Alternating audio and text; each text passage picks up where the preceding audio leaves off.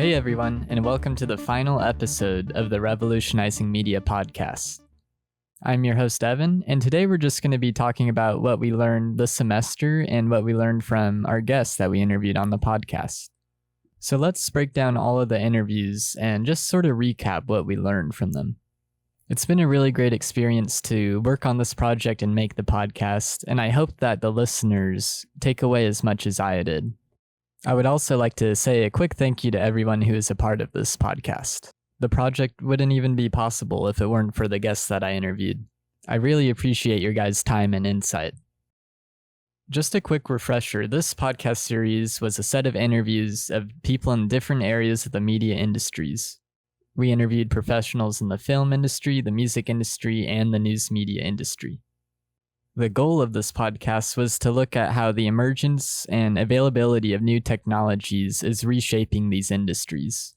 With all these available pieces of tech and platforms, it's really led to a rise in independent creators in these industries. And we discuss independent creators' role in the landscape. I'm sure that everyone listening is at least aware of the rise of independent creators in media industries. But this podcast focused more on the how. How has technology availability given independent creators more opportunities? How is this phenomenon changing these industries? And how will it affect the future of these industries? In the first interview episode, I talked to Samantha Farinella, filmmaker and professor at West Oahu's Academy for Creative Media. I'm currently taking Professor Farinella's Branded Media Entertainment class, but I've taken a lot of classes with her in previous semesters. Intro to Digital Video, Intro to Video Editing, and Creative Professionals are just a few examples of courses that she teaches. She's an awesome professor, and she's always willing to help her students. In our interview, she pointed out to me the cyclical nature of the film industry regarding emerging technologies. She explained to me how the prevalence of independent filmmakers tends to shift with societal changes. Streaming services and studios is another topic that was brought up. She described how studios such as Netflix or Amazon sometimes have restrictions on how they want their films to look, which could limit creativity for filmmakers. Then you have platforms such as YouTube and Vimeo, where independent filmmakers are able to post and distribute their work. But there tends to be an oversaturation of indie films on these platforms. Essentially, this oversaturation kind of overwhelms consumers with forgettable indie films. Professor Farinella also emphasized that film festivals are still the best way for indie filmmakers to get their name out there. After this, I was fortunate enough to get a second interview for a second film industry episode, this time with independent filmmaker Jason Lanuevo. Jason recently won Best Hawaii Made Film at the Honolulu Rainbow Film Festival for his independent film titled One Night. Jason also highlighted the important role that film festivals still play in the industry, especially for networking with other filmmakers. He also described some limitations regarding film festivals, such as strict distribution limitations. Jason mentioned some of the logistical challenges that independent filmmakers might have that big studios don't. One of the key points that Jason emphasized to me, though, was that storytelling is still the heart of filmmaking. So despite all of these new accessible technologies, what really matters is if you could still tell a good story. And because of this, independent filmmakers will still continue to inject new and fresh ideas into the film industry, which is for the most part still dominated by big studios going for cash grabs and sequels. Next, we had our episode with Eric Lagrimas. Eric is an assistant professor at the Honolulu Community College's Melee program, which is the music and entertainment learning experience.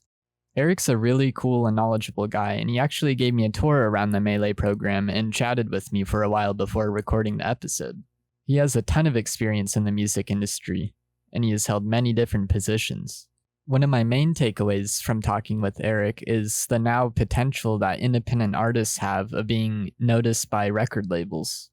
Independent artists now are completely capable of producing their own music and building their own following without the need for studios or record labels. It used to be that artists would seek the help of record labels, but the roles have flipped now due to technology accessibility. Record labels now scout independent artists who have already made a splash or a name for themselves in the industry, essentially flipping the dynamics between independent artists and labels.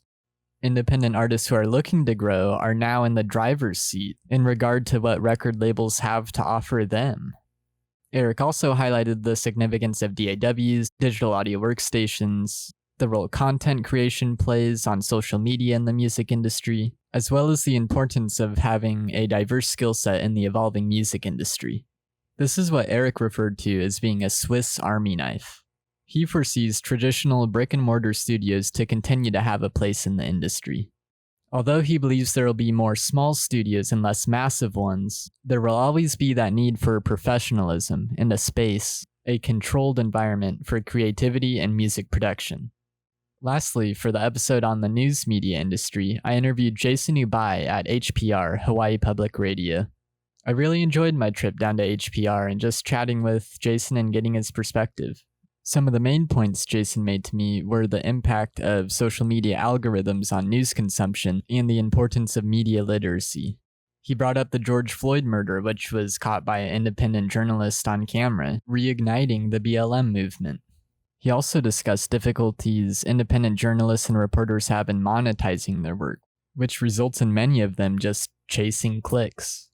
This impacts the validity of news reports, and the need for clicks replaces the need for telling the truth. Jason pointed out to me the difference between news commentary and real objective news reporting. Many people confuse commentary for actual news.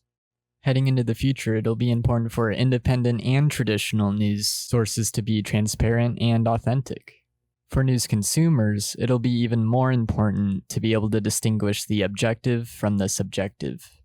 Now that we've broken down each interview episode, let's talk about the broader themes, the connections between the industries, and the overarching takeaways from the project. Technology accessibility is 100% giving opportunities to independent creators in these industries. However, is it more plausible than traditional studio methods? Coming into this project, I thought that because of how accessible media technologies are nowadays, that independent creators would be taking over these industries and essentially dominating the future of this hybridized model with independent creators and studio productions. I could confidently say that after doing these interviews, that simply isn't the case.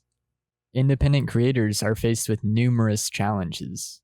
How will they monetize in a way that they can make a living? What is the quality of the work and the level of professionalism that they're producing? How can they compete with big and established studios logistically in the market? While accessible technologies are a great way to get your foot in the door for independent creators, establish a portfolio, and have a platform to get noticed, the traditional model is still here to stay. However, moving forward, we will still see traditional media and independent media. Independently created media does have a role in these industries, and that's what makes it this sort of hybridized model. Towards the end of each episode, I asked each interviewee how AI will be utilized in the future of their industries. The general consensus was that AI should be implemented in the creative process as a way to streamline and make things easier. But it should not be the sole method of production, because it's very important that these industries maintain their human touch. Film is human, music is human, and news reporting is human. Moving forward, implementation in these industries should be made transparent. People looking to work in these industries will need a diverse skill set and also be able to adapt to new technological innovations. Again, thank you to the interviewees and thank you to those for listening.